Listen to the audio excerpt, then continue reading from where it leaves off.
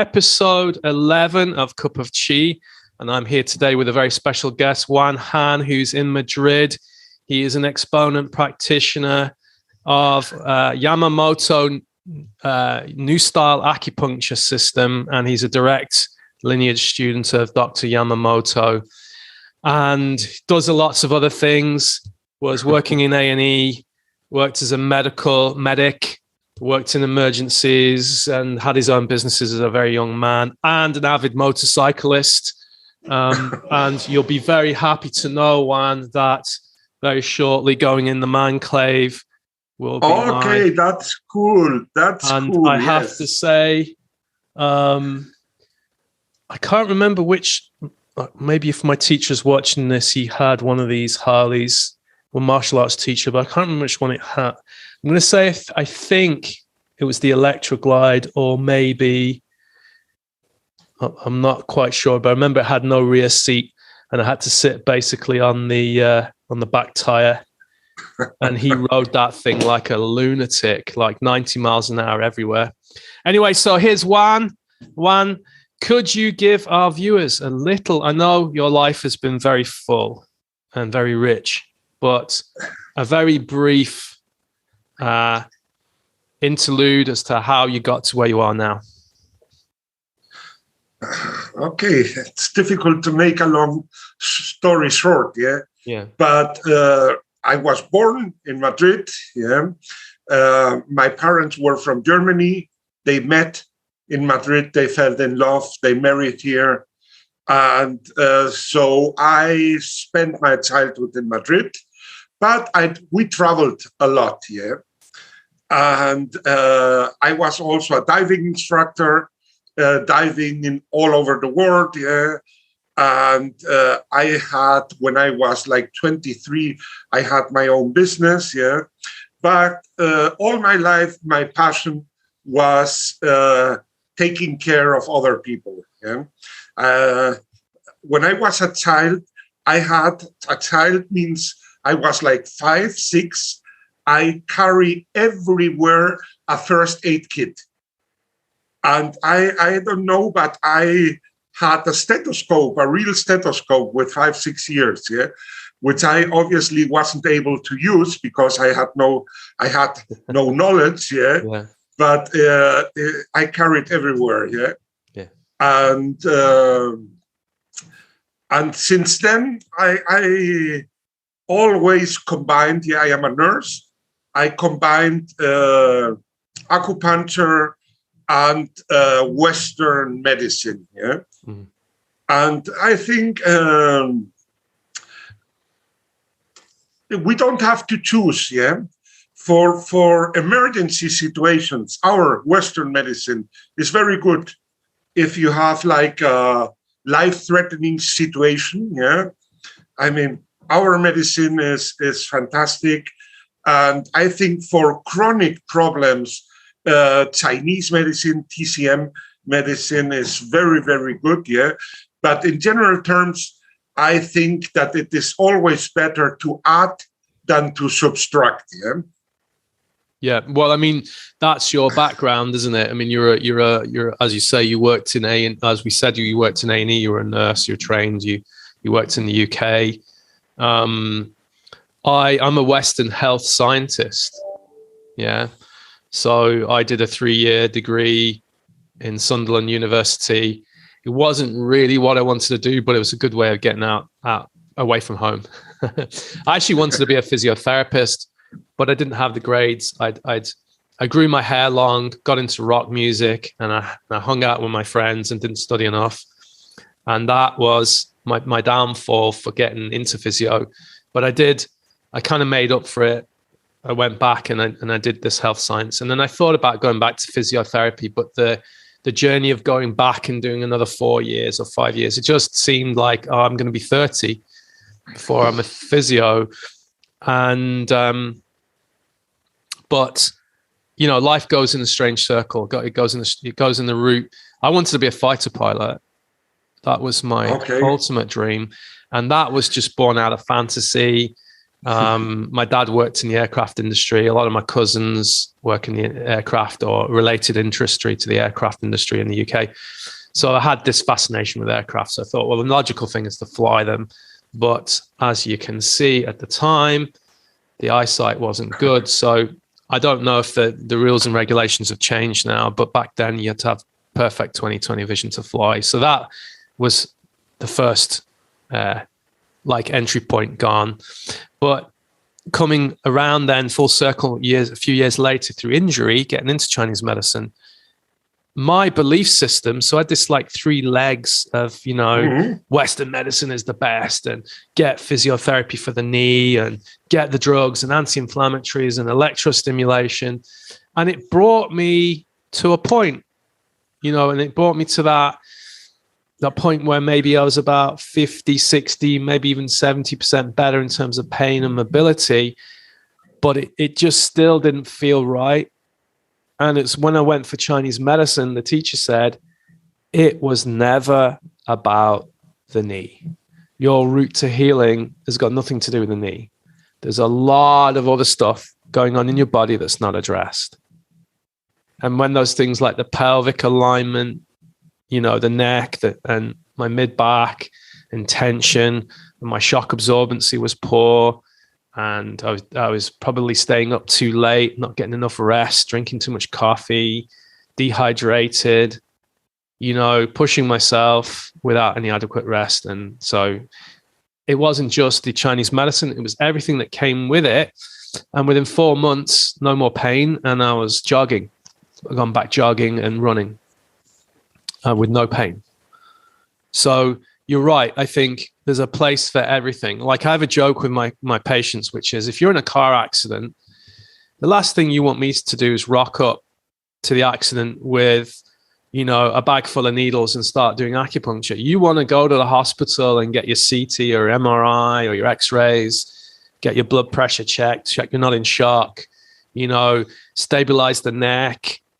There's a place for everything. Having said that, I have met Chinese medicine practitioners who studied with old school masters pre-1950s China, and they said there was, to some extent, emergency medicine in China. There was their version of it, but it was pretty rough, a bit medieval. There was a lot of you had to suffer quite a few harsh treatments to recover. So yeah, there's a place for everything. How did you get to China? How did you get to, well, in your case, Japanese medicine, but how did you get there? What was the kind of thing was it an accident? Were you invited? Were you traveling? How did you come across it?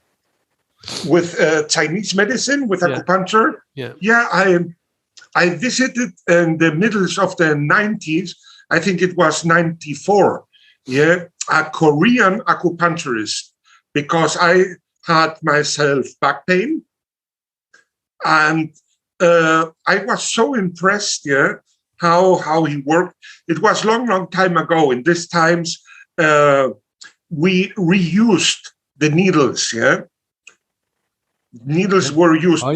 Nowadays, we throw the needles away, It's a single use. Yeah. But 20 years ago or 25 years ago, we used the needles many times, Yeah. And I was so fascinating. And he taught me about food and the Chinese, or the Korean in this case, way of thinking in nutrition, Yeah. And I thought it was so interesting. This man was called Dr. Lee, and he started to teach me acupuncture. So I went to his clinic, and that was my first contact with acupuncture, really. But there are things, even if you don't know them, that you feel attracted. And acupuncture was one of these things since I was a teenager. And I am going to like that.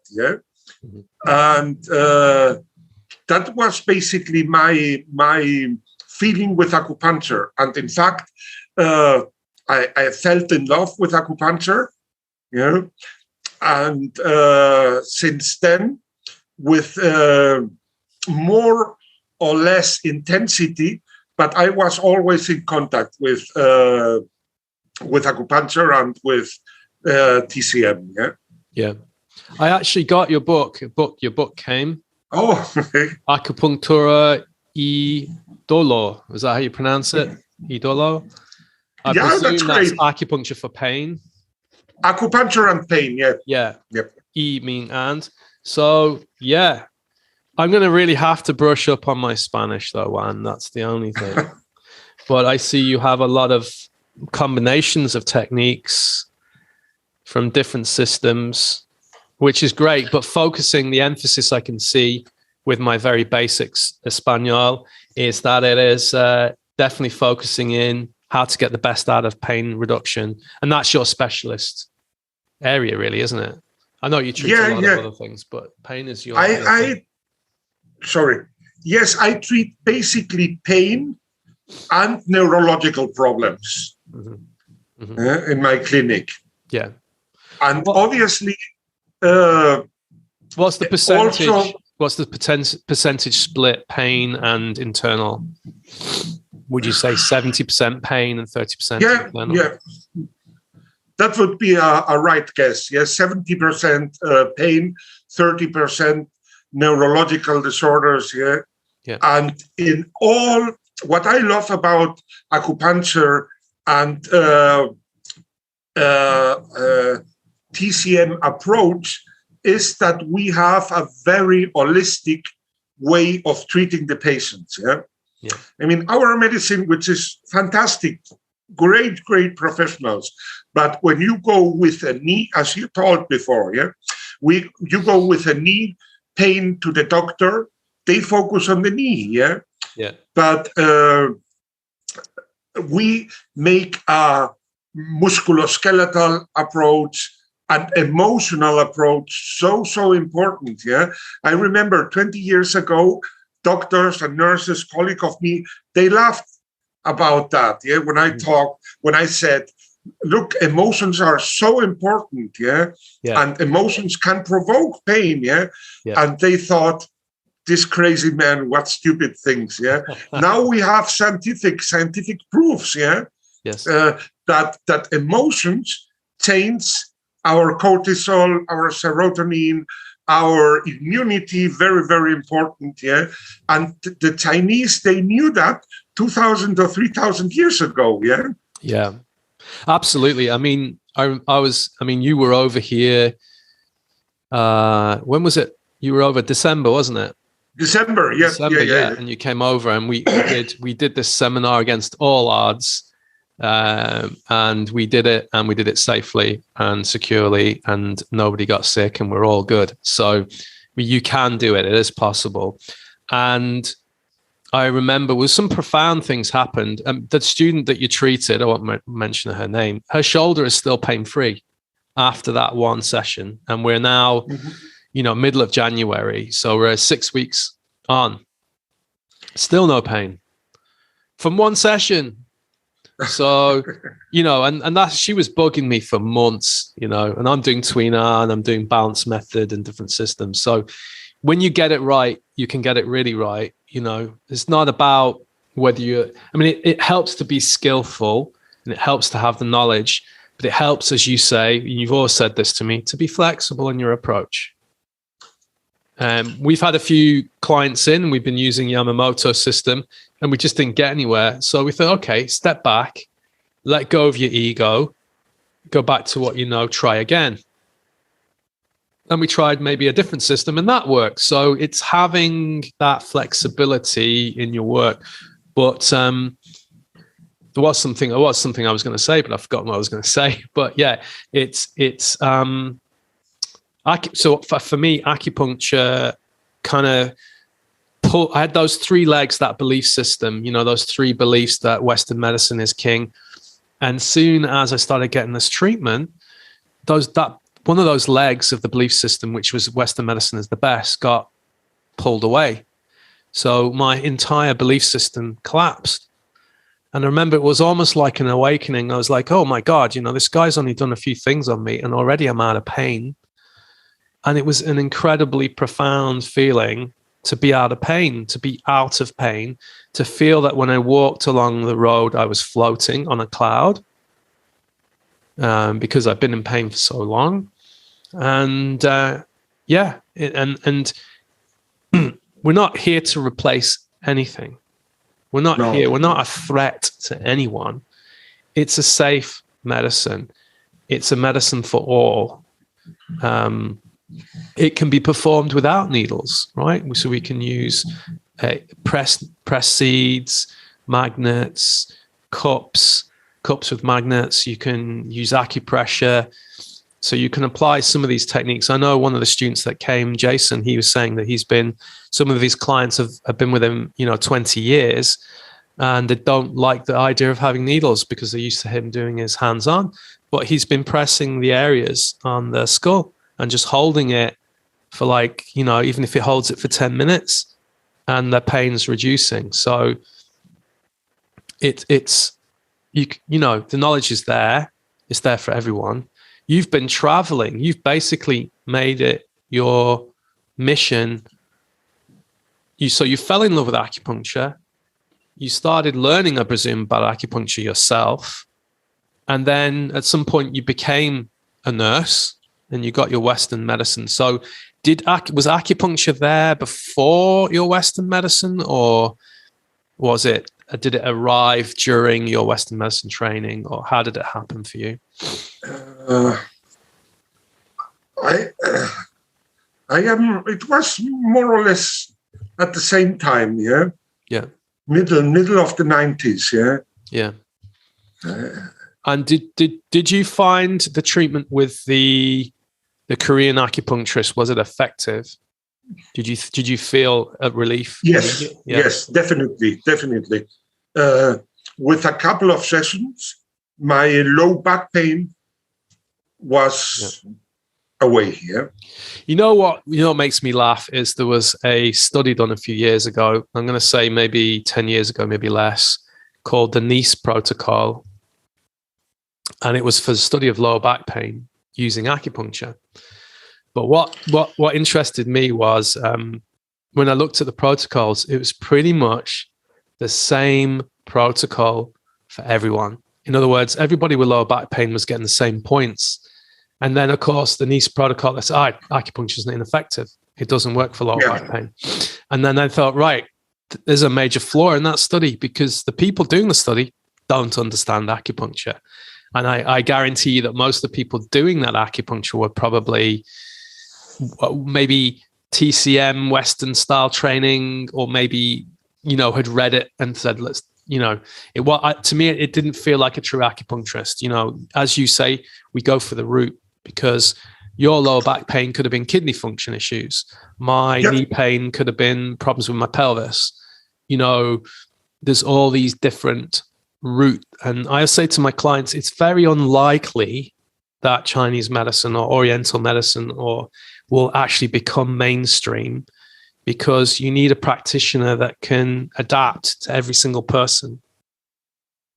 The only way to do it would be to have one expert with a team that works with that expert, and he or she goes around assessing, and then the team go in and treat. That's the only way you could make it more sort of like a hospital setting. Now, the Chinese have done it very successfully. I know when you worked with Yamamoto, he had a very successful rehab clinic, but he still used Western medicine, MRI scans, CT scans. I presume he still used anesthetic, right, for some of his treatments. Yeah, so no stone unturned. There's a saying in English, leave no stone unturned. Look underneath, look underneath to see what's going on underneath. So you're there. So two of it came together in the 90s. And then how did you meet Yamamoto? Were you traveling or were you invited, and how did that happen?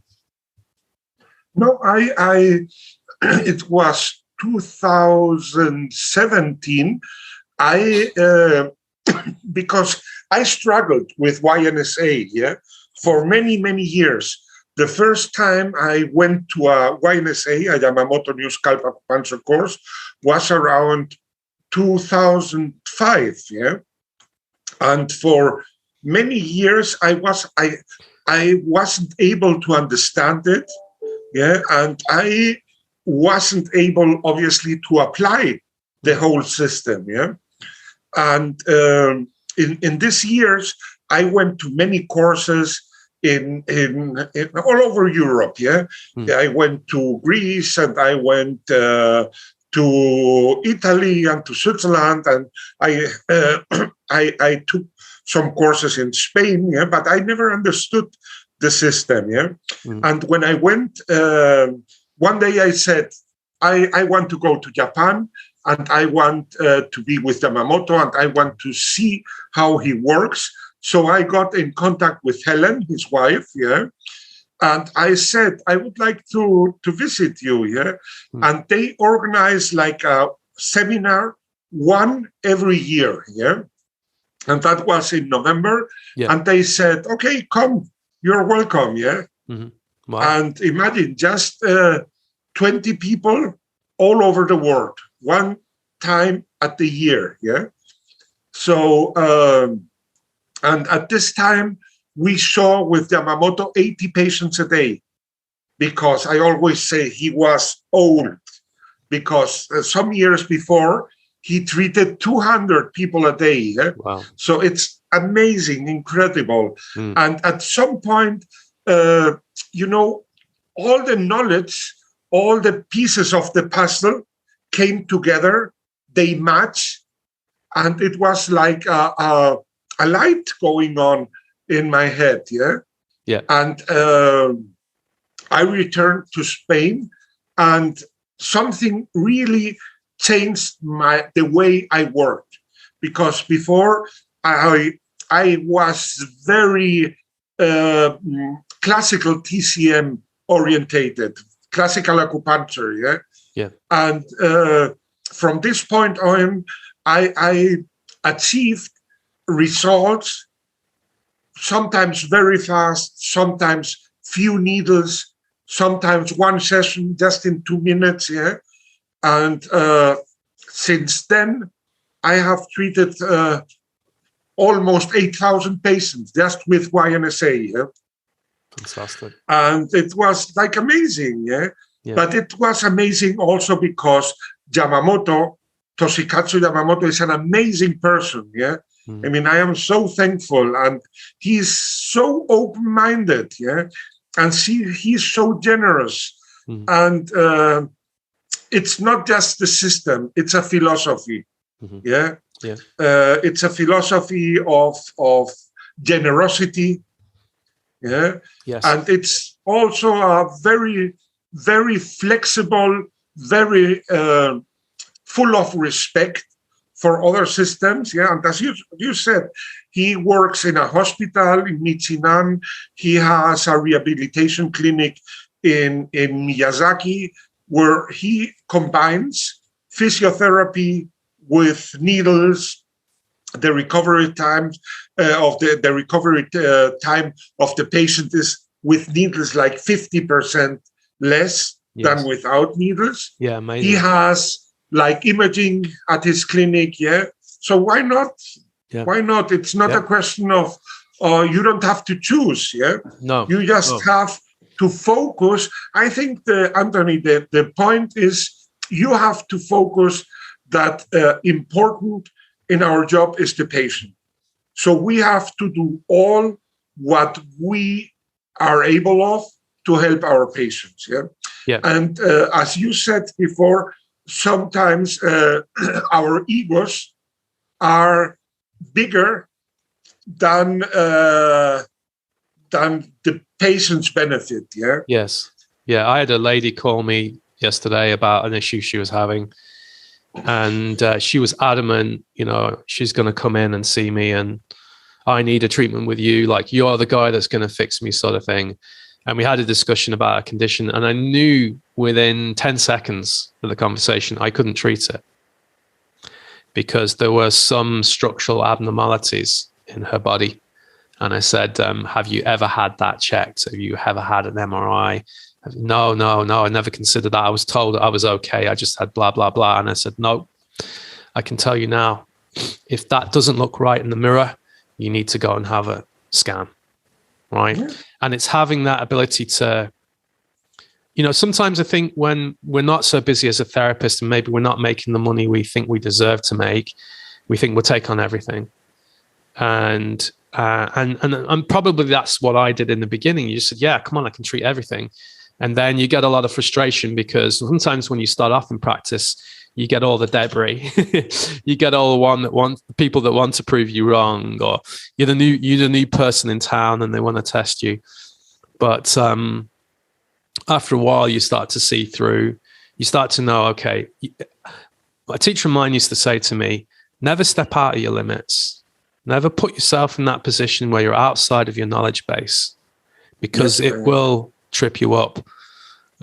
Here's the other book that we give to students that study, and they can buy this online as well for those of you who are not watching, who are listening. It's called YNSA, Yamamoto no Scalp Acupuncture by Juan Hahn. I think you can get it on your website as well, can you? Or no. They buy it on DocSave, is it? DocSave.eu? In DocSave and Amazon. Yeah.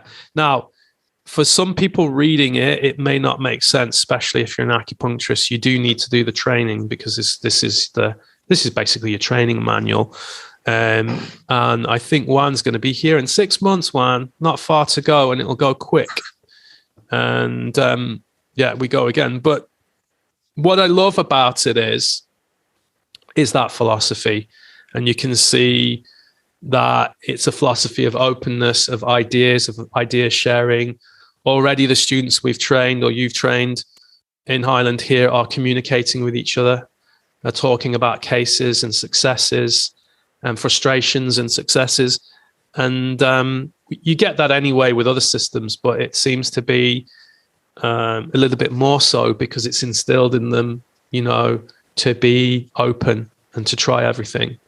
And so you trained with Yamamoto. What was it about him that, you know, you're obviously very fond of him as a person?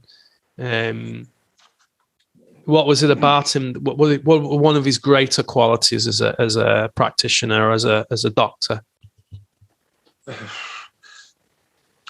He's a genius. Yeah, he's a genius.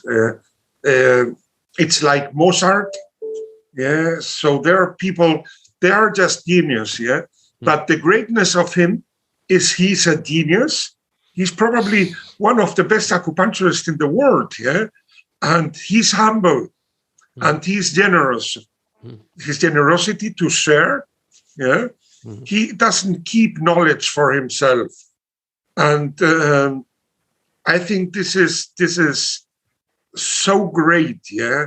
And he's like smiling all the time. Yeah. And he has a nice word for everybody at the right moment. Yeah.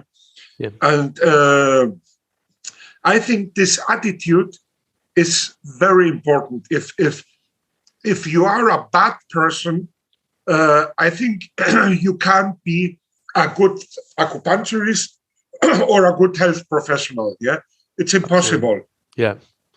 Yeah. I remember I had a student once who, he just would badmouth patients before they come in. You know, so there'd be a patient booked in to see him, and he'd be like, "Oh, not this one again. Oh, she wrecks my head, and oh, she's such a moany woman, and oh, I can't be bothered dealing with her." And then he'd come in and he'd be, "Oh, yeah, no, like," and I thought in my head, like, he's never going to last. You know, he doesn't have the qualities of a therapist. He's not accepting of people, and yeah, I don't know. Maybe that. The truth has played out. I don't know what happened, but there's obviously something very unhappy in his life for that to be that way, you know? So yeah, it does take, I think you'll meet, I mean, I've met them. I have a friend who trained to a very high level, but he's not in practice, but he makes an excellent scholar. Like, he's really good at going into the detail and reading the classics and interpreting the classics. But he's never going to make a practitioner, because he's actually more, and that's fine. He's actually just there to study. He wants to just study, and he wants to extract the information and share it. And I think we don't, you know, we can have all these. You don't, you know, doing Chinese medicine doesn't mean you have to practice it. You can be a person that shares the information, that helps to demystify it. I'm a little bit more. I'm a little bit more of. I do that as well. I try to make it practical, but I like hands-on as well. I like. Yeah. For me, people don't realize this, is actually my highest qualification is not acupuncture or tui-na. It's actually qigong. Qigong is the thing that I've studied actually the longest, you know. So it's been consistent with some dips in training, you know, some years where I didn't train so hard, but basically 20 years. I think I loved Star Wars, and I wanted to be a Jedi. Wanted to be a Jedi Knight, you know. So I think that I always used to think the qigong would make me be able to shoot, you know, laser beams out of my eyeballs and move objects. But it was that fantasy part of it. But in fact, it's given me something akin to, I suppose, a spiritual practice. But I am fascinated by your library behind you. I'm trying to count on average how many books there would be. 1, 2, 3, 4, 5, 6, 7, 8, 9, 10, 11, 12, 13, 14. It must be about, I'm going to say maybe 20 to 25 books, and each sector of those. So you're looking at 50 or 200. There's hundreds and hundreds of books behind you, Juan. Are all of those Chinese medicine, or are they philosophy? Are they Western medicine? Basically, here is this is my office, where I prepare my courses. So I have these books are about medicine, anatomy, acupuncture, and I have a very special book about qigong. This one. You're being too kind. Of course not. So this is one of my newest treasures in my library, which you gave me. This is your qigong book. That's me with a bit more hair and no beard. With less experience than now. And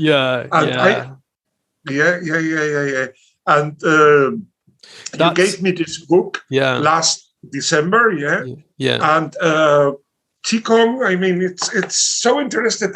I have seen people doing qigong and Tai Chi in China. They do that on the park, and you really open my curiosity for it. So this year, if I can, I will try to participate in some classes here in Madrid. I'm searching for a place. We've family friends in Madrid as well, that I'd like to visit at some point. So maybe we could meet up. But I have a student, as you know, in northern Spain. She's still interested in qigong in a way, but she's doing real well. But the interesting thing about qigong is it's if you look when I look at the YouTube in 2009, I think I posted my first video and it was awful, really badly filmed, and but the music was great, the background music. And I got like 54,000 views, which back then was like incredible. Like, you know, wow, you know. Now I've never ever managed to achieve that again, but I think it was the music. The people just like listening to the music. But there's the thing for me is there's so many different styles of qigong. It's immense. There's way many styles of qigong than there is acupuncture. And there's a lot of superficial qigong, which is just like feeling nice and moving. There's some deeper stuff. There's some very esoteric stuff. And then there's some kind of weird, stuff out there that delves very deep. And I did it because I got burnt out, you know. Pretty much I see with you are doing 16 hours a day, 7 days a week, building this YNSA, not just YNSA, but building an acupuncture, growth.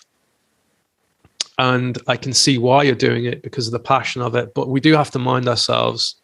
I ended up getting so burnt out. I ended up traveling back to China to get treatment. I had to actually build up my strength to get on a plane. And and I was having daily headaches, and I was very fatigued. I was very withdrawn, and I'd done qigong before, but I didn't have a deep enough understanding of it to really go to the next level. And so with a combination of what I did is I delved into a much deeper system, a Taoist 5-element system, and at the same time went to China and by accident discovered Wang Chengjiang, who I think is still alive. If he is, he must be, I'm going to guess 94, 95 at this stage. I believe he's still alive.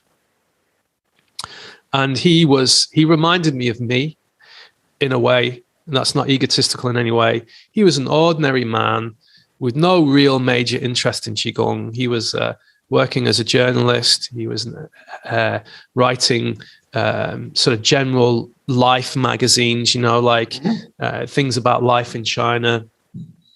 And he got fascinated with qigong because he'd suffered with some health issues, and he didn't really like going to hospital. He didn't really enjoy, getting treatment, didn't really like staying in hospital. So he wanted something that he could do as a medicine every day. And he convinced the editor of the magazine that he was working for to pay for him to travel around China and visit all these different qigong teachers. And he said it was actually only when he arrived into his own province, in his own town, somebody said, oh, there's this old guy, go and see him. He's, at this time, I think Wang was 40 years old. So he didn't start training in qigong until he was 40 something. And in his head, he was trying to convince the editor, to let him stay and keep writing these articles. And he ended up training, I think, for 8 months, only 8 months. But I mean, it would be the 8th month training would be a far more intense than some people's 8 years of training, if you get my meaning. And then his teacher said, oh, you're good. Go back to your hometown where you're living. And he was living in Hangzhou at the time. I think he's still there, or just outside of Hangzhou anyway. But he said, go home and set up a qi field. He's like, a qi field? What's a qi field? He said, oh, you'll understand when you start teaching. And it was this idea, I suppose, as we say, of resonance. We call it a qi field, where, you might have 3 or 4 practitioners, and then you have a circle of maybe 8. And then after a few months, he was getting 20 and 30 people were coming every day. And then before he knew it, he had up to 1,500 people every day would come and meet him down by the lake, the West Lake in Hangzhou. And it was then everyone being together, being in a state of peacefulness, mindfulness, moving, concentrating inward, focusing their attention on being grounded, being centered, being in the moment. People started to heal, spontaneously heal. And he used to say to me, I said to him, can you treat me? I have these headaches. I can't get rid of them. And he kind of slapped me on the back and he went, no, not going to treat you. I was like, oh, I was like really gutted, I was disappointed. I was like, oh my God, I thought this qigong master was going to cure all my ills. And he's like, no, you go home and you train. And if you don't get better, then you contact me. And it took 18 months. And I did his system for 18 months. And eventually my headaches went away. And to this day, if I'm very fatigued or very tired, I get like a little, not a headache, but like a movement. It's like water going around my skull. And it's like a reminder, you better get training. You start training. You're pushing yourself again. So I would say to anyone that's, it's not about doing qigong right. It's about self-help, about helping yourself. So Juan, I'm going to ask the question, what are you doing to help yourself?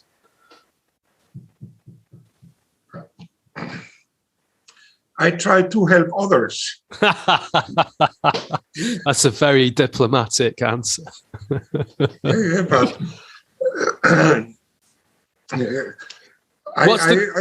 what's the cup of qi for you? What's your cup of qi? What's the thing that nourishes you? Is it helping others, or is it teaching? Yeah, teaching, I mean, helping patients, yeah, and helping students is for me, I am egoist, yeah. I do that because I feel good. I know because you told me you took a few weeks off over Christmas. Yeah. But tell the audience what 2 weeks off for Juan is, really. No, it was just working 10 hours a day. Oh my gosh. It's incredible. It's incredible when you have like 4 or 5 hours for yourself every day. Yeah. It's and you know, I also like to read about. I read a novel, for example. Yeah. Just some Follett or Frederick Forsyth or something easy reading. Yeah. It's also very nice. Yeah, watching a movie or just going for a walk or sitting. Spain is a very sunny country, as you know. Yeah, and even in December, you can sit outside, yeah? Not every day, but some days, yeah? And just sitting for a coffee, having a breakfast outside for 1 hour, yeah? Yeah, fantastic. It's fantastic, yeah? But I that was a little bit my thought, yeah? Like, there are people, they just work 8 hours, 5 days a week. So they have, like, a lot of time, yeah? Yeah, it's amazing. Like I didn't do the 7 days a week, but I did 6 days a week, 12 hours a day for many, many, many years. And prior to that, I did work in the corporate sector. I'd done a bit of work, but I was always treating people, you know, even when, so there was one point in my life where I had 2 jobs. So I had my day job where I put on my suit, and then I had my therapy job. But I would leave the office bang on time to get to the therapy job, because that was way more exciting for me, way more enthralling than working a day job. And it got to the point eventually, and some of my listeners who've known me for many years, I just had to drop the corporate thing. You know, it wasn't nourishing me anymore. I was okay at it. I was pretty good in my lane, as long as I stayed in my lane. But I had no room to explore, and I had nothing that I was really interested in doing in that role, you know. Whereas with this now, I'm a little bit like you. I don't read as prolifically as you would, or some of my colleagues read prolifically. I delve in and out. I like to delve in and out and take and extract bits of information. But my wife for years was giving out to me because there's not one novel. I don't have a novel in my library. I'm actually going to be building my library in the next few weeks. So hopefully next time you come over, all the bookshelves will be in the man cave for you to delve and have a little read of whatever you want. But an example would be, like, I've just got books lying around here, and already I've got like Chinese body space medicine. I have a book on the I Ching. I have another book on, guess what? Qigong. So, you know, my wife's like, why don't you just relax and read a novel, you know? So even right underneath here now, look, underneath here, let me see, what do I have underneath my feet? I have some books that my friends gave me, so I'm going to start reading them. Homo Deus, A Brief History of Tomorrow, you know? One book that was given to me by a gift, How to Know God. I don't know, it's like a spiritual book. Oh, look, the classic, The Web That Has No Weaver. Yes. It's a book that I never enjoyed, Juan. Didn't like it. But look, Applied Channel Theory in Chinese Medicine. That's a great book.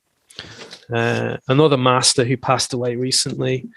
So my world is filled with academic style books. So for Christmas, I actually bought Dune, you know, the Dune or whatever you call it, Frank Herbert's book. It's a sci-fi book. They made it into a film. I started reading it. And you know what? I'm enjoying it. I'm finally enjoying it, but I'm still have to have my academic books around me to nourish me. It's one of the things that nourishes me. Here's a book I bought in China, and it's half Chinese, half English, and it's what is it? It's illustrations of cupping therapy. And I don't know, when you were in China, you could go to these libraries. They were like medical libraries. Yep. And in it was all Chinese, but occasionally you'd find an English book. I also read a bit of philosophy. Tao, The Watercourse Way by Alan Watts. I'm sure you know Alan Watts. Everybody knows Alan Watts. If you don't, I can send you a link to some of his work. It's fantastic to just listen to when you're thinking or you're driving somewhere. So yeah, so I have all these books around me that I just delve into, but I don't really read them from cover to cover, you know. My challenge this year, Juan, and you to hold me accountable to this, is to start writing another book. So I don't know what it's going to be yet. I have a couple of options. I was thinking maybe something on Neigong, internal practice. One of my friends in Colorado is asking me to write a book on the jade acupuncture system. He wants me to start doing that. So there's pretty big undertakings. So the question is, how do you discipline yourself to sit down and write a book? Like, what's the process for you? Do you just like hide away, close all the doors, switch off the phone, listen to some music? How do you do it? What's your process for doing it? It's,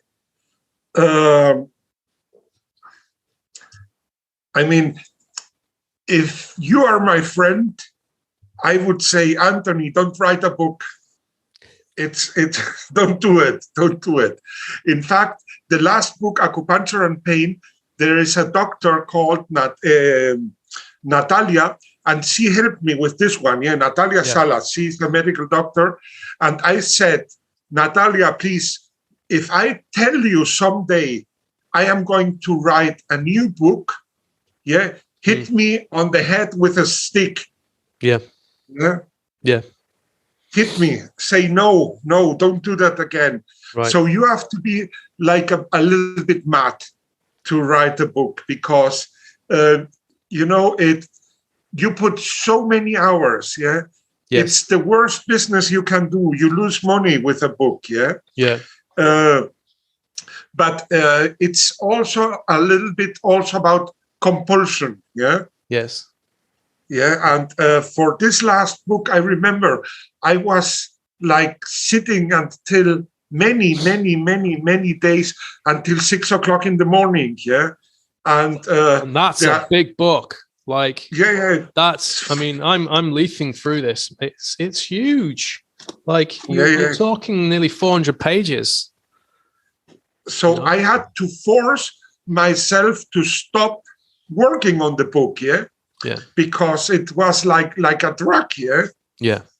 So the effort was not writing or working on the book. The effort was stopping to work on the book. Yeah. Because I said I have to go to the clinic. Yeah. Mm-hmm. And I can't go without sleeping one day, but I cannot go without sleeping 2 days. Yeah. Yeah. So now I have to stop, go to bed. Yeah. That's what I said to myself. Yeah. So that book that you have of mine is tiny. Like, it's like 50 pages, right? And I wrote that on an airplane. Yes. Yeah. And how I did it was I think I was traveling back. Yeah, that one. I was traveling back from, I'm not sure I think it could have been China. I think it was China. And I picked up a book in one of the airports on the way back. And it was like an English library. It might have been Shanghai. And I was coming back with a friend, and I was reading the book, and it was like 50 ways to be more excellent as a human being. And I read all the different 50 ways, and I thought, you know what? I'm going to write a book about qigong, but it's not going to be how to do qigong or like postures or movements. It's just going to be a way of how to teach, because that's what I was. I was a teacher of qigong. So I wrote it so it's very niche. It's for teaching qigong. And I just said, and you know what I did? I recorded it on my phone verbally. Okay. So I was like, okay, step number 1, this is what you need to do. Step number 2, idea, and it was all ideas. So I just came up on the 12-hour flight home, or whatever it was, 14 hours home. I just came up with these 50 ideas, wrote them down, but then I uploaded it, sent it to a colleague, and they transcribed it, and then I got a couple of edits. And then I actually got a freelancer to do the cover, take some photographs that I brought back home, design the cover, print it. And yes, I lost money. I've never made money on that book. No, right? no. I'm probably still in debt for that book at the moment. I have actually made more money from recording meditation CDs and selling them online, So, yeah, it's, as you say, it's a labor of love. You do it because you want to do it. Yeah. But what I have enjoyed is people have come to me for help, or they've read the book and said, yeah, that makes sense. That's helping me teach. And it was just a way of reaching more people.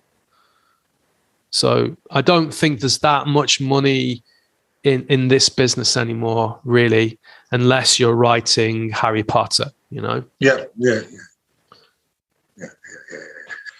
So the discipline for you was to just literally be mad and be crazy and force yourself to go into the office and write. Yeah. And these 2 books you showed before, they are my babies. Yeah. They're very different. Yeah. The yellow book, the YNSA, is the book I give in my first course. Yeah. Yeah. And I did this book to show, because this book was translated into 5 languages. It's in French, Portuguese, German, Spanish, English. It's a horrible business, even if this book was sold in more than 50 countries, all over the world. But I thought, if I can teach somebody in wherever, Ecuador or Bolivia or wherever, at least they can have the book, Yeah. And it's not as good as doing the course, but it is much, much better than nothing. Yeah. It's like you explained with Jason, Yes. Doing acupressure is much. If you can choose between pressure and needles is better. Yes. But doing acupressure, it's much, much better than doing nothing. Yes. Yeah. So that was the idea a little bit with the first kit, with the first book. And with the second book, Acupuncture and Pain, it's the book that I give in the YNSA advanced course. Which I hope we will organize for next year. Yes, 2023 in Ireland.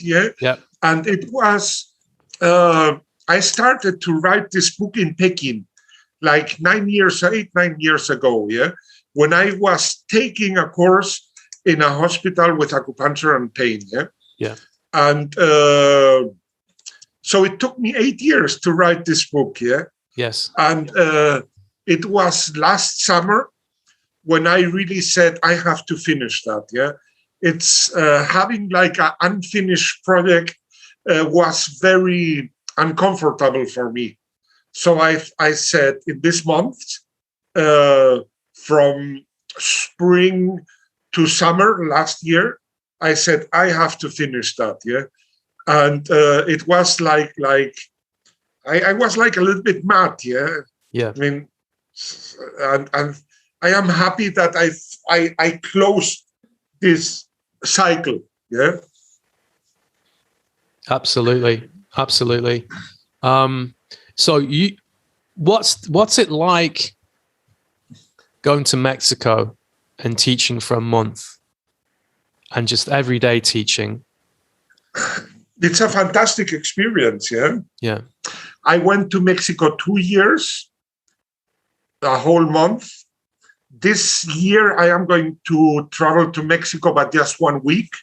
Right. Because it's all my organization with my clinic in Madrid, and it's very complicated to leave 1 month.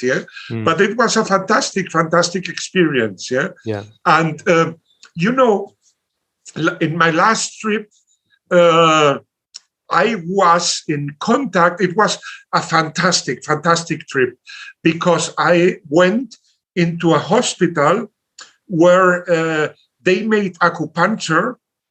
How you say, to neonates, to babies, pediatric children. Yeah, but more than pediatric. I mean, children with 800 grams. Yeah. Oh, okay. So we would say premature babies. Premature. Yeah. They made acupuncture to premature babies. Amazing. Yeah. Amazing. Some of them 850 grams. Yeah. Wow. Amazing. I have eaten steaks bigger than that. Yes, sure. Anthony. Yeah. I mean, and it was so fantastic. And on the other hand, on my last trip to Mexico, I got in contact with shamans. Oh, amazing. Brilliant. Yeah, and they made like cleaning on me, and they changed my mind completely. Yeah, because on my courses, I said, YNSA has nothing to do with shamanism. Yeah. And now I don't say that anymore, because I have a big respect, to shamans, to Mexican shamans, Yeah. And I felt on myself, that with these rituals, things change on yourself, Absolutely. So basically, it was incredible. So I was open-minded, but now I am even more open-minded. Yeah, sure. And if you look at the Mongolian culture, I love it. Right, I'm totally attracted to it. I've made a concerted effort now. I'm going to be 50 this year, so I'm going to delve a little bit more into reading about them and what they're about. And there's the concept in Chinese, and I apologize to the native speakers and the academics, because it's not something I've studied a huge amount of, but there's this concept of war, which is the original name for a shaman. And I'll send you the symbol. I'm not going to draw it because there's people listening and it won't make sense. But effectively, if you could imagine a line, a horizontal line that goes across the page at the top, there's a longer line that goes along the bottom of the page, and in between there's a pole that joins the two lines. So they're like parallel lines, one going from left to right or right to left, top and bottom, and a pole that joins the two of them. And either side of the pole is the symbol for Ren, which is like human. And it's this concept of humans dancing around this connection with the divine between heaven and earth. And that was the original name for shaman.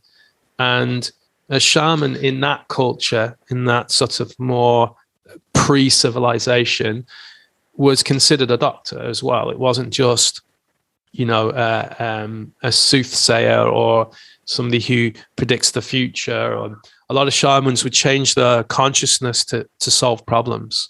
So some would do that through breath work, through drumming, through getting, into a meditative state. Some would do it with the assistance of plant-based medicines. But if you look at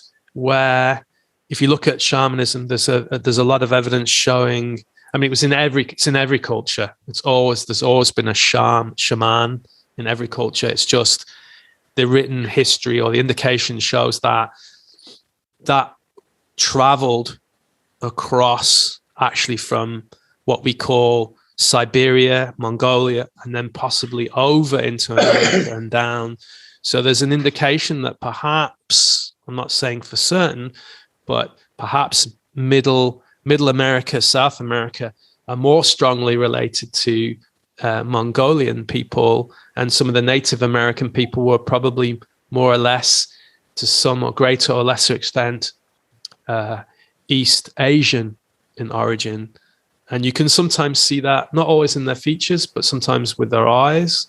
There is some kind of association with that. I'm not saying that's strictly true, but it's only a hypothesis. But yeah, I was Western scientist, and I was never about I always had a little bit of a psychic thing going on, but I was never really into it. But now I see, the magic. The magic is real. It's not something that we need to light candles and evoke things to happen. It's you put that needle in, the body changes, and the magic occurs not only at an esoteric level, but at a physical level as well, at a mental level, at an emotional level. It's intrinsically linked. And the more and more I look into quantum physics and quantum mechanics and string theory, it's mind-blowing. It's literally like I cannot get my head around it. It's like trying to understand something that's unattainable. That's where the magic is. You can't always explain. I remember being in China and asking a doctor, what's qi? What is qi? There's a doctor of Chinese medicine, 35 years working in a hospital. You know what he said? Who cares? So what do you mean, who cares? Like, I care. He's like, nah, what are you worried about? It's just qi. It's there. It works. It's older than you. It's older than me. It's been there before you ever existed. Don't worry about it. It just is. Yeah. I mean, life isn't so fantastic, Anthony. Yes, so many new things to learn. Yeah. So many new points of view. Yeah, to learn from. So many people you can be inspired of. Yeah. And and Asian people, they are so able to live with this ambiguity, and for us it's so difficult, and it's a challenge to learn. We don't have all the answers. It's like Yamamoto. I told you, I asked him, Toshi, how does YNSA work? And he said, I don't know. Yeah. What? How dare you? Yeah. So imagine if he doesn't know, how am I supposed to know? Yeah. He has been working for 50 years with this system. Yeah. So it's a search. Yeah. Life is a search. Yeah. It's a path. And yeah. Sorry. Aren't we so glad that he never became a kamikaze pilot? Can you imagine? Yeah, I am very happy. Yeah. He's probably saved millions of people's lives indirectly. Yeah. So I am very happy that Yamamoto didn't become a kamikaze, a pilot, and I am very happy that you didn't become a pilot. Anthony. Yeah. The funny story about that was it was 91 or 90. I think 91 was the first Gulf conflict, where they went after Saddam originally. And I started university in 92. I was about a year behind my friends. I took a year out. And we were watching reruns. I don't know why. We were drunk, and we were watching reruns of this conflict and these pilots using the latest technology. And you'd have special forces on the ground, and they'd have a laser targeting system so they could shine the laser on a building, and then an aircraft could fly at high level at AWACS, and that would be the radar to make sure there was no counter, no other weaponry to take out the aircraft. Then the aircraft would fly in at high speed, and they'd use the laser to pinpoint the missile, and they could drop a bomb through it for a chimney. And my buddy, we were sat there, and it was like 4 a.m. in the morning, and we were kind of like on the couch, and he nudged me, and he like, that could have been you. That could have been you dropping bombs on those schools. And I was like, oh shit. I'm so glad I'm at university studying. and drinking beer and chasing girls. Happy days. Like, you know, it was a wake-up call. I was like, God, yeah, you know, be careful what you wish for, because it's not always really what you want, you know. Yeah, so I'm glad. And I think anyway, I don't think I would have made it as a pilot. My wife tells me I'm the worst person for taking instruction. I never do what she tells me to do. Or if I do a half-assed job of it. So I think that they would have kicked me out for insubordination. So anything else we want to talk about? Is there anything you want to share with people that you're burning a bit of knowledge for us, a bit of wisdom from the Juan, from the master? My wife thought you were Chinese with a name like Juan Hahn. She thought it was like Juan, W-A-N, Han, H-A-N. Some patients come. I wanted to show people to my this. clinic. Oh, yeah. Sorry? I wanted to show people quickly this. Sorry, you can't see it if you're listening, but Artemisia, fantastic herb. Go on. Some patients come to your clinic. Go for it. Yeah, and they say, "Oh, you are Han," and I say yes, and they said, "Oh, I thought you were Chinese." And I say, "No, it's a German name, not a Chinese name." Yeah. Brilliant. But with all these books, Anthony, I mean, I like to read, and I like knowledge, but knowledge is not the same than wisdom. No. Yeah. Yes, that's correct. If I could choose, I prefer wisdom than knowledge. Yeah, and you can achieve wisdom just by watching a cow, or by watching a mountain, or just watching. That's how Oriental Chinese people developed the old TCM concept, just by observing the nature, and the seasons and life, So, yes. or just thinking, or just doing meditation, Yes. So important, yes. To travel into yourself. So, and I don't think there is the better way to achieve that is reading books or observing nature or whatever. We all have to find our own way. Yeah? They're not good or bad ways. They are just our own ways. Yeah, there's a saying. I don't know if it translates very well into Spanish or German, but there's a difference between knowledge and wisdom. Okay, so knowledge is knowing that a tomato is a fruit. Wisdom is knowing not to put the tomato into a fruit salad. Okay, good. So it's almost to me like wisdom has a bit more common sense. It's a bit more a sense of things. Knowledge is just knowing what something is. Knowledge, it's good to have knowledge. Yeah, I love having knowledge. Every day a little bit more, but it's also trying to be a little bit wiser every day, and not just knowing like a lot of information. Also working on ourselves, on be better persons, on be human beings. And I think this is a very important exercise, especially nowadays. Okay. What would be the exercise for people to work on the wisdom? Just, I don't know. I don't know, Anthony. But I would say just travel into ourselves, Just doing a little bit of introspection. Yeah. When you were with the shamans, did they work with you? Did they give you meditations? Did they give you any medicine to take? What was your experience of that? They used like feathers and drums and some smoke, around me. Yeah. And it was like a cleaning process, Yeah. And also I did what they call temazcal. Temazcal is like an igloo, with hot stones inside. Yeah, it's very hot, like 60 degrees. Yeah, wow. And they also use like different resins from the trees. Yeah, and different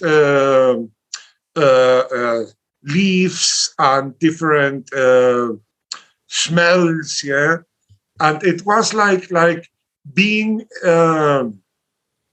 It's like a reborn. Yeah, when in this hour where you are lying like a dog on the floor, and it's like being again inside of your mother, and they guide you, and it was such an incredible experience, because they say thank you to the earth, to the Pachamama, thank you to the heaven.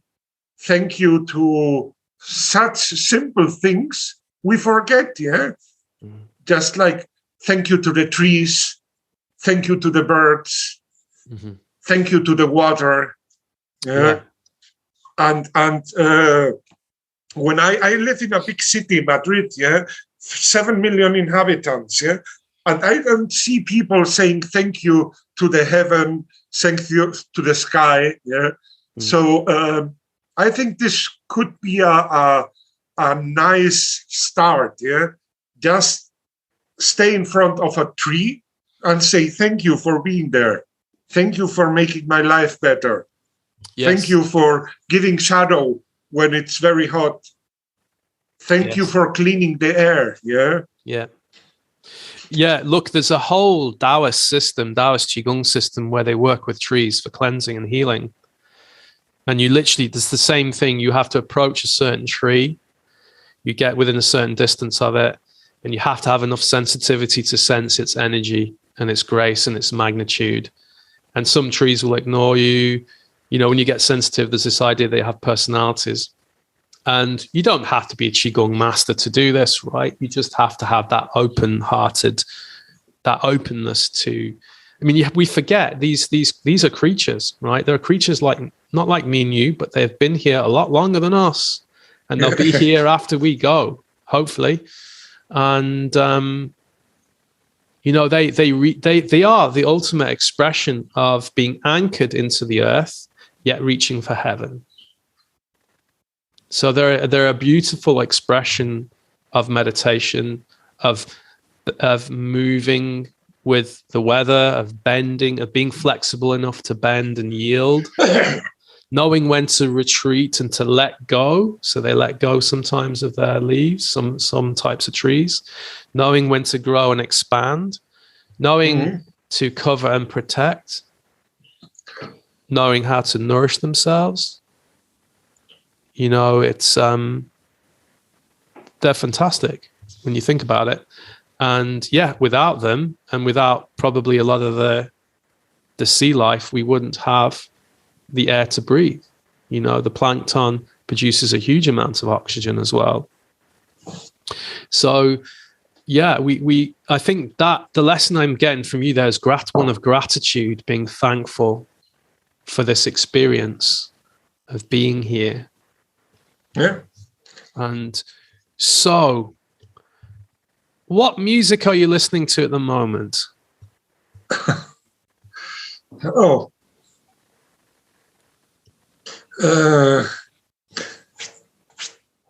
I mean, I am a jazz fan. Yeah, I love jazz. Same here. Amazing. Yeah. Many things in common, yeah. And in fact, yesterday I had a wonderful chat, because there is a restaurant here close to my clinic, and the owner said, "Juan, come here. I want to introduce you to a man who is he runs a program in a radio, in the best radio channel of Spain." Yeah. And we had like a chat for 1.5 hours, we three, about different kinds of music. Yeah. I hadn't that for years, Anthony. Yeah. And we spoke about pop and rock and Beatles and African music, yeah, so incredible African music, yeah, and I mean, it was a gift, yeah. Yeah.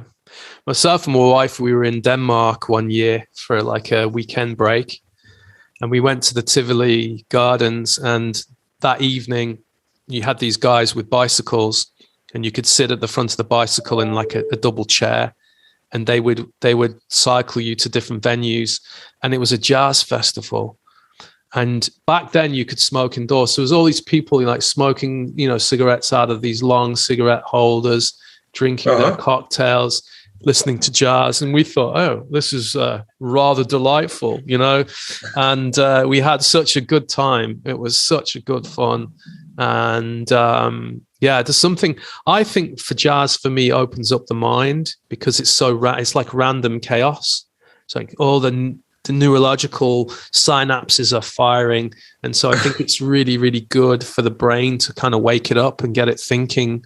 And it also has this relaxing aspect to it as well. Because of the chaos that's going on with jazz, underneath it, you start to realize, oh, there's actually this hidden rhythm, this hidden flow, like water going down the side of a mountain, just hitting off the rocks and moving left and moving right. It takes you on this journey. And it's nice to have rhythm and consistency and beat. And I think that's really good for motivation. But jazz is very cerebral. It's very in the mind. It's fantastic. Yeah, but it's in the mind, but also in the heart. Yeah. Yeah, sure. Well, mind and heart are connected, aren't they? Yeah. But music. Imagine a world, a life without music. Horrible, a nightmare. No, I read a book about a neurologist who was also, he operated a lot on the brain, but he studied this neurology for years, and he said he can't find anywhere in the brain where music comes from. So he doesn't know. There's a place in the brain where you learn music and you learn like learning a language, which is the same as like learning anything. But he said he can't find the part that creates music. So where does it come from? Amazing. But so are we able to find love somewhere in the brain? Well, here's my philosophy on this until somebody tells me otherwise. Love is not an emotion. It's a state of being. It's a state of being. It's accepting all the good things and all the bad things come in equal and opposite amounts. So look at what we're going through at the moment, what the world is going through. But we're filtering it in a certain way. And some people are filtering it this way, and some people are filtering the experience another way. But the truth is, and love is truth, it's somewhere in the middle. And until we reach that, we understand that everything is happening for a purpose. It may not make any sense. It may not seem the right reason or a good reason, but eventually it balances. Like I have a joke with my wife, it's like she sometimes has to put up with me snoring. She has to put up a little bit with my untidiness and my random chaotic behavior. But she still, well, hopefully she still loves me. But I love her, even though she can be totally obsessed with the horses, or she'll do something that really, is a little bit OCD and I don't like. But on the face of it, it's really nothing. It's really nothing to be concerned about. It's nothing that's going to affect you. It's accepting the person for all the good things and the bad things in equal amounts, and being centered with that. And knowing that all the bad things that happened in your life, at equal and opposite, there are all the good things that balance that all the time. But it's having the ability to filter that and see that. And a lot of people can, but there's a lot of people just see what they want to see, or see what they're conditioned to see. And it doesn't make it the truth. And a lot of people don't like the truth. They don't want to hear the truth because it can be painful. Mm-hmm. You know, I mean, look at what you've managed to achieve. There's a lot of acupuncturists that couldn't do that. There's, oh, I can't do that. I can't go to Mexico. That's impossible. What are you doing traveling to Mexico? Look at what's going on in the world. What do you think you're doing? You're like, no, I'm here because this has to be done. There are people that need saving. There are people that are in a lot of pain. I can't treat all those people, but if I can teach 1,000 people, and those 1,000 people can treat 8,000 people like you, now that's 80,000 people saved. Yep. So it's how you filter. It's how you filter your world. You know, I'm sure there are people out there that think, I'm sure some of these crazy psychopathic billionaires think they're on a mission to save the world. They truly believe that they are here to get man off the planet, to repopulate Mars, go to Venus, get off this planet. Planet's screwed. In their mind, they're thinking they're doing the right thing. But a lot of people are thinking these guys are nuts. But it's how you're filtering your experience. You know? That's another thing, yeah. I heard an interview in the radio, and they said, yes, we have to go to other planets, yeah, and take the man living in. I said, oh my, I don't want to live in another place that it's not the Earth, yeah. Why we don't take a little bit care of what we have, yeah, and not thinking, yeah, we are going to destroy the Earth, and so we have to search for another place, yeah. Mm. Well, the thing for me is, why would you go to another planet and try to turn it into another version of Earth? Surely that's ego. You know, surely, you know, you could say, you know, there's a saying, isn't there? Let sleeping dogs lie. Just let them lie down. Don't disturb them. You know, we go to Mars and we terraform it and we turn it into a livable planet.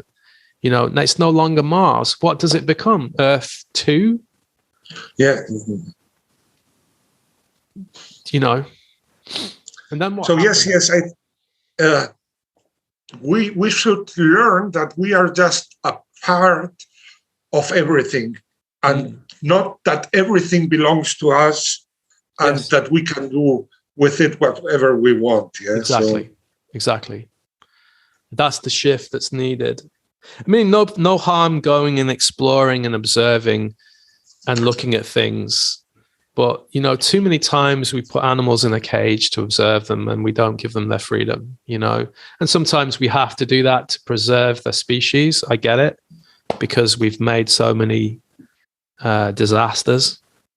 And I'm not saying who's the culprit here. I think we're all accountable. It's not just corporations, you know. We're all accountable. But for me, my experience here is to take something that's a little bit obscure, like Chinese medicine and qigong, and make it less obscure, and help people either you do with it what you like, what you'd wish to do, but hopefully you can use it as a tool to help you. Imagine everybody would think this way. This world would be a much, much better place to live. Yeah, but a lot of people wouldn't want to live our life, Juan. It's not easy being a therapist. Like, people think, oh, you know, we shoot rainbows and we sprinkle stardust on people and we live this amazing life and we go around hugging trees. It's actually pretty hard. It can be pretty lonely and not always, like, I don't think my wife always understands me, my processes, and that's okay. You know, it's just, that's the path you walk the path. We're not here very long anyway. So just walk the path, get what, you know, tend to your garden, look after your family and your friends and your closest ones, make sure your students are okay, make sure you can give them the best of what you can give them at that point in time. If you can't give any more, let go, give them options, give them the tools to help themselves. can't heal the world, not No. one person, but lots of us can help facilitate change within themselves, I think. On that note, I think we're coming to the end of this podcast. We're an hour and a half in. So that was a nice present. Thank you very much, Anthony. You're welcome. And do you still have a motorbike? And if not, why not? That would be my last question to you. Where's your motorbikes? I don't have a bike now. Oh, no, man. Oh, no.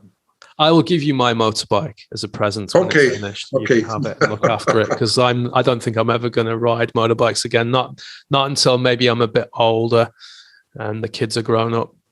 But anyway, I want to say thank you so much for joining me on Cup of Chi episode 11.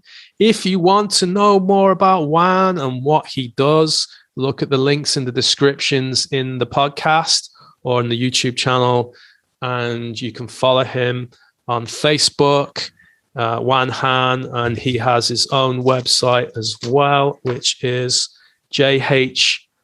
I'm going to say dash natural.com. On the back of the book. Yep. He will be here in Ireland. I think it will be the bank holiday here in Ireland. So I'm hoping people will still come out on the bank holiday for training. And where are you next, Juan? Where's the next country to go to? This is going to be a very busy year, yeah? Right. Because next week I am going to be here teaching in Madrid. But then I start in February. I am in the Canary Islands. I am in Lisbon, in Portugal. Then I have like 6 courses in France this year. Yeah.